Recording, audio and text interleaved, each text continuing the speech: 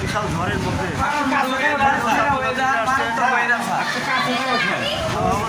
খারাপ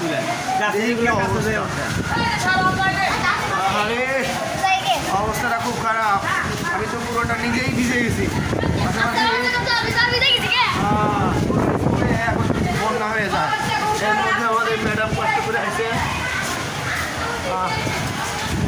কি অবস্থা চারদিকে যে ঘর ধ্বংস হচ্ছে।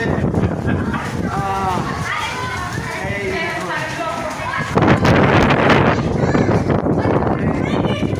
পাশাপাশি ওইদিকে আরো অবস্থা আমাদের ছাত্রছাত্রী। আমরা অবশ্য বসে থাকি না, কাজ করি। যাই হোক, ভালো করে পড়ো, বুঝছো? না পড়লে জীবন নষ্ট, কাম পাবি না, কষ্ট করে খাওয়া